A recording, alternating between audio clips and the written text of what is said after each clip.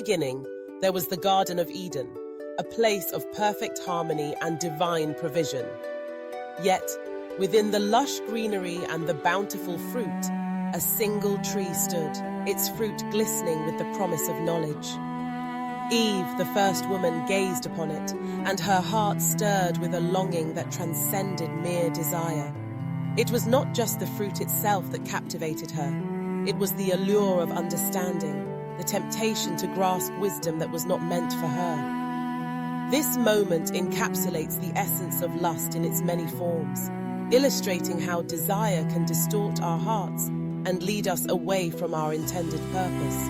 The lust for pleasure is perhaps the most primal of all desires. It beckons us with the promise of satisfaction, a fleeting escape from the pains and struggles of life.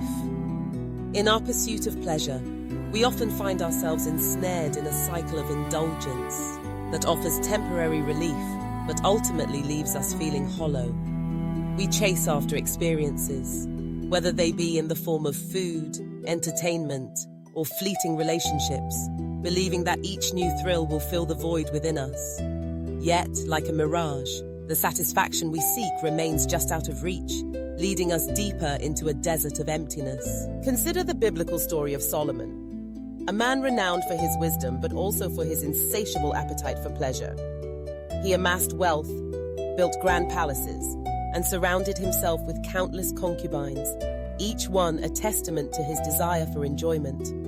Yet, in the end, Solomon lamented the futility of it all, declaring that everything was meaningless, a chasing after the wind.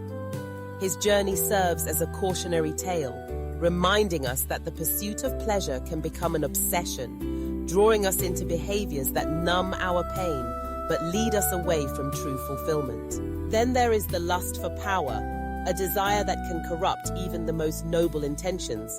It manifests in our ambition, the drive to climb the social and corporate ladders, often at the expense of others. We may find ourselves manipulating situations and people to gain control, believing that power will bring us security and respect. Yet, the teachings of Jesus stand in stark contrast to this pursuit. He showed us that true greatness lies in humility and servanthood, washing the feet of his disciples rather than seeking to elevate himself. The biblical story of King Saul illustrates this struggle well. His initial humility gave way to jealousy and paranoia as he sought to maintain his throne, ultimately leading to his downfall. The lust for wealth is another powerful force that can distort our priorities. In a society that often equates success with financial gain, the temptation to place monetary wealth above all else can be overwhelming. We may find ourselves compromising our values, sacrificing relationships, and neglecting our spiritual well-being in the relentless pursuit of riches. The parable of the rich young ruler serves as a poignant reminder of this danger. When confronted by Jesus, the young man was unwilling to part with his wealth, choosing to cling to his possessions rather than embrace a life of purpose and sacrifice. His story echoes through the ages, warning us of the destructive nature of greed and the emptiness that follows when we place our desires for wealth above our integrity and relationships. In an age dominated by social media, the lust for recognition has taken on new dimensions. We crave validation and approval, often measuring our worth by the number of likes and followers we accumulate. This desire for external affirmation can distract us from our spiritual journey, leading us to prioritize public perception over our inner growth. The story of the Pharisees serves as a stark reminder of this struggle. They sought recognition through their piety, performing acts of righteousness for the sake of being seen by others. Yet, Jesus rebuked them, emphasizing that true righteousness is found in the hidden places of the heart, where our motives align with God's purpose rather than the fleeting approval of man.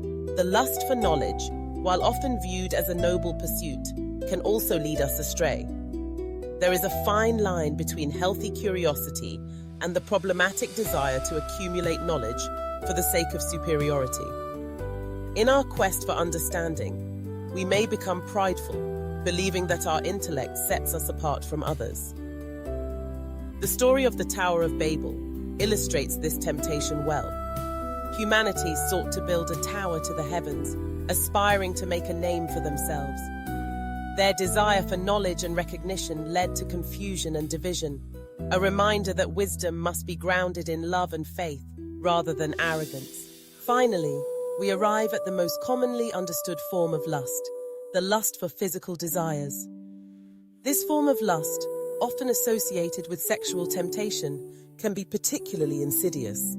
It promises intimacy and fulfillment, but often leads to spiritual harm and disconnection from our true selves. The story of David and Bathsheba serves as a powerful illustration of this struggle. David, a man after God's own heart, succumbed to his desires, leading to a cascade of consequences that affected not only his life, but the lives of those around him. His journey reminds us that while physical desires are a natural part of being human, they must be approached with reverence and self-control, lest they lead us away from holiness and purpose. As we reflect on these 6 types of lust, it becomes clear that recognizing them is the first step toward healing and transformation. Each form of lust, while distinct, shares a common thread. They all distort our hearts and lead us away from a deeper connection with God. In our pursuit of pleasure, power, wealth, recognition, knowledge, and physical desires, we often lose sight of what truly matters, our relationship with the divine and our purpose in this world. The biblical promise of finding freedom through humility and surrender to God offers hope in the midst of our struggles. When we acknowledge our desires and bring them before God, we open ourselves to His transformative power. It is in surrendering our lustful inclinations that we can begin to experience true fulfillment, grounded in love, grace, and purpose. Reflecting on our own lives and desires invites us to seek a deeper connection with God.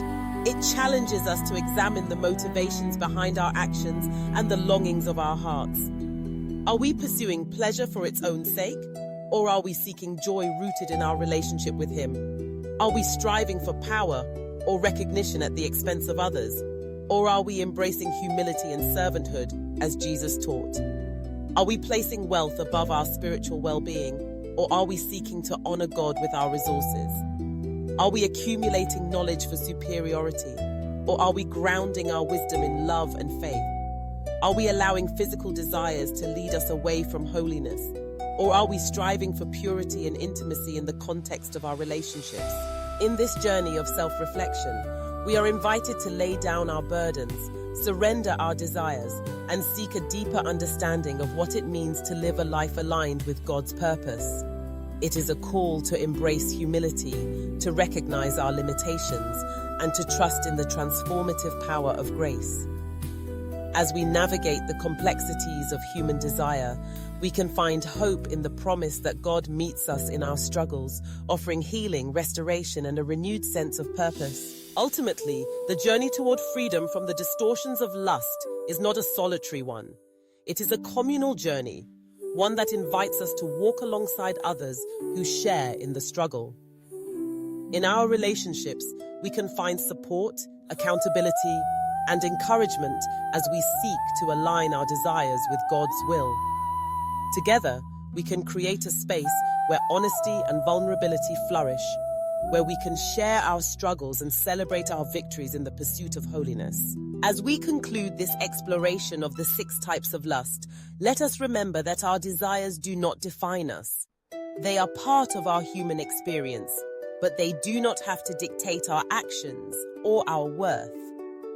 We are invited to bring our desires before God, to seek His guidance, and to find freedom in surrender. In doing so, we can embark on a journey of healing and transformation, discovering a deeper connection with ourselves, with others, and with the divine. It is a journey marked by grace, hope, and the promise of a life lived in alignment with God's purpose.